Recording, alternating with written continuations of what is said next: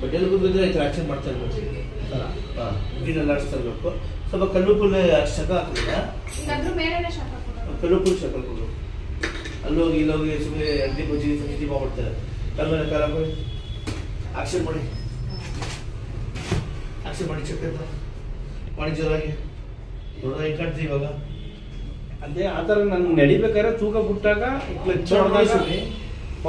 ಜಾಸ್ತಿ ಗೊತ್ತಾಗಿದೆ. ಹೀಗೆ ನೋಡಿ ಇಮಿಡಿಯೇಟಿಗೆ ಎತ್ತೀನಿ ಮೊದಲು ಇದಾಗಿರಲಿಲ್ಲ. ಅದು ಪ್ರಾಬ್ಲಮ್ ಸರ್ ಹೀಗೆ ಹಿಂಗೆ ನಡ್ಕೊಂಡು ಹೋಗ್ತಾ ಇರ್ತೀನಿ.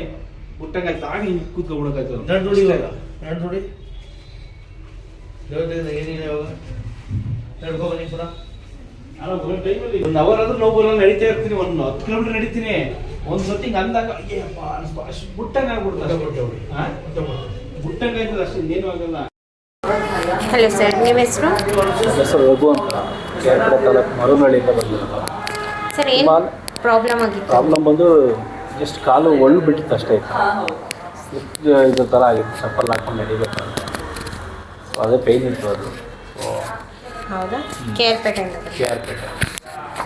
ಹೇಗೆ ಫೀಲ್ ಕಾಣಿಸ್ತಿದೆ ಇವಾಗ? ಫೀಲು ಅದೇ ಈಗ ನೋಡೋಣ. ಇವತ್ತು ಫಸ್ಟ್ ಟೈಮ್ ಬಂದಿದ್ದೀನಲ್ಲ, ಫಸ್ಟ್ ಬಂದ್ರಲ್ಲ ಅವಾಗಲೂ ಇವಾಗಲೂ ಹೇಗೆ ಕಾಣಿಸ್ತಿದೆ? ಈಗ ಸ್ವಲ್ಪ ಪರವಾಗಿಲ್ಲ. ಈಗ ಸ್ವಲ್ಪ ಇದೆಲ್ಲ ಆಗಿದೆ, ಒಳ್ಳೆ ರಿಸಲ್ಟ್ ಬರುತ್ತೆ ಅಂದ್ಕೊಂಡಿದ್ದೀನಿ. ಆದರೆ ಒಳ್ಳೆಯದು. ಆಯ್ತು. ಏನು